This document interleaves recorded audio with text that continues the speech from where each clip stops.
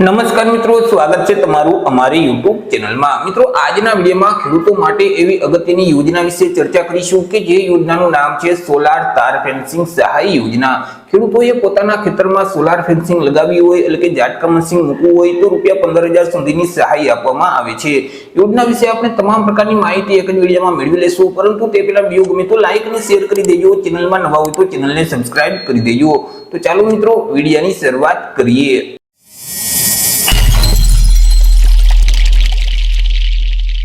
તો સૌથી પહેલા મિત્રો આપણે ચર્ચા કરી લેશું આ જે સોલાર ફેન્સિંગ યોજના છે તે યોજનાનો મુખ્ય હેતુ શું છે। હવે મિત્રો, ખેડૂતોના ખેતરમાં ઉભા પાકને ભૂંડ, રોજ, નીલગાય જેવા જે વન્ય પ્રાણીઓ છે તે વન્ય પ્રાણીઓ દ્વારા નુકસાન પહોંચાડવામાં આવતું હોય છે। જેથી કરી આવા વન્ય પ્રાણીઓથી પાકને બચાવવા માટે ખેડૂતોએ ખેતરની ફરતે જો સોલાર તાર ફેન્સિંગ લગાવ્યું હોય તો આ યોજના અંતર્ગત તેઓને સહાય આપવામાં આવે છે। ચર્ચા કરી લઈએ આપણે યોજનાના લાભ વિશે કે યોજનાનો લાભ ક્યાં ક્યાં ખેડૂતોને આપવામાં આવે છે।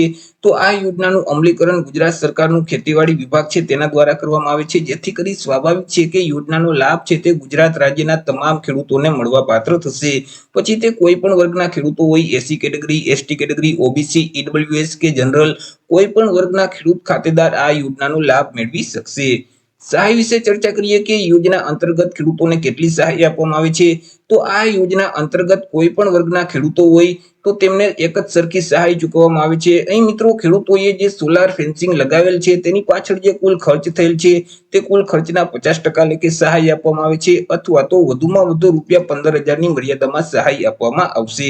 બે રકમમાંથી જે રકમ ઓછી હશે એટલી ખેડૂતોને સહાય મળવા પાત્ર થશે। ચર્ચા કરી લઈએ ખરીદી વિશે કે અહીં સોલાર પાવર યુનિટ કીટની ખરીદી ખેડૂતોએ ક્યાંથી કરવાની રહેશે। તો કે ખેડૂતોએ ધારાધોરણ મુજબ સોલાર પાવર યુનિટ કીટની ખરીદી છે તે ખુલ્લા બજારમાંથી કરવાની રહેશે અને ત્યાર પછી અરજી ફોર્મ ભરવાનું રહેશે। મિત્રો, અહીં જે ખેડૂતોએ અગાઉ ક્યારેય પણ કાંઠાળી તાડની વાડ બનાવવા માટેની જે સરકારની યોજના છે તે યોજનાનો લાભ જો અગાઉ ક્યારે લીધેલ હશે તો તેવા ખેડૂતોને આ યોજનાનો લાભ છે તે આપવામાં આવતો નથી, તે ખેડૂતો યોજનાનો લાભ મેળવી શકતા નથી।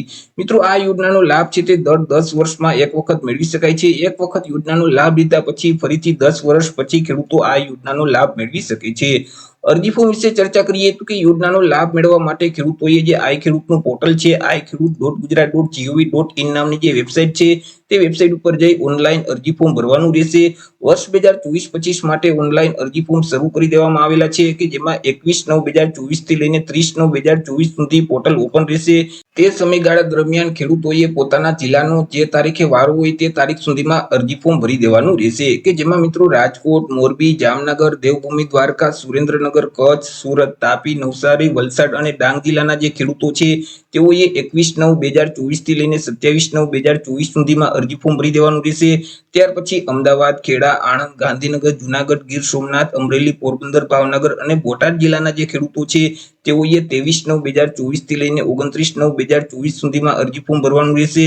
ત્યાર પછી બાકી રહેતા જે જિલ્લાના ખેડૂતો છે જેમ કે મહેસાણા, પાટણ, બનાસકાંઠા, સાબરકાંઠા, અરવલ્લી, વડોદરા, છોટાઉદેપુર, પંચમહાલ, મહીસાગર, દાહોદ, ભરૂચ અને નર્મદા, તો આ જિલ્લાના જે ખેડૂતો છે તેઓએ 24/9/2024 થી લઈને 30/9/2024 સુધીમાં અરજી ફોર્મ ભરવાનું રહેશે। મિત્રો, અહીં અરજી ફોર્મ ભર્યા પછી તેની પ્રિન્ટ કાઢી કોઈ પણ જગ્યાએ તમારે જમા કરાવવાની રહેતી નથી, તેની પ્રિન્ટ તમારી પાસે જ રાખવાની છે જ્યાં સુધી તમારા તાલુકામાં આવેલી જે ખેતીવાડી વિભાગની કચેરી છે ત્યાંના કર્મચારી કે અધિકારી તમારી પાસે અરજી ફોર્મની પ્રિન્ટ ન માંગે ત્યાં સુધી કોઈ પણ જગ્યાએ તમારે પ્રિન્ટ જમા કરાવવાની રહેતી નથી। ડોક્યુમેન્ટ વિશે ચર્ચા કરીએ કે અરજી ફોર્મની સાથે ક્યાં ક્યાં ડોક્યુમેન્ટ જોડવાના રહેશે જ્યારે તમારી પાસે અરજી ફોર્મ માંગે ત્યારે। તો કે મિત્રો, અહીં એસસી અને એસટી કેટેગરીના જો ખેડૂતો હોય તો ત્યારે જાતિના દાખલાની નકલ જોડવાની રહેશે। દિવ્યાંગ ખેડૂતો હોય તો દિવ્યાંગતાનું પ્રમાણપત્ર છે તેની કોપી જોડવાની રહેશે। રેશન કાર્ડ છે, આધાર કાર્ડ છે, ગામ નમૂના નંબર 7, 12, 8 ના ઉતારાની નકલ છે, બેંક પાસબુકના પ્રથમ પાનાની નકલ અથવા તો રદ કરેલ ચેક છે।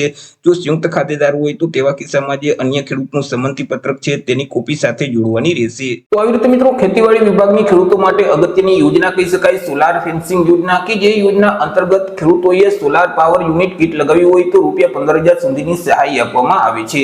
આશા રાખું છું વિડીયો પસંદ પડ્યો હશે। વિડીયો પસંદ પડ્યો હોય તો લાઈક અને શેર કરી દેજો, ચેનલમાં નવા હોય તો ચેનલને સબસ્ક્રાઇબ કરી દેજો। ફરી મળીશું એક નવા ટોપિક સાથે એક નવા જ વિડીયોમાં। ત્યાં સુધી જય હિન્દ, વંદે માતરમ।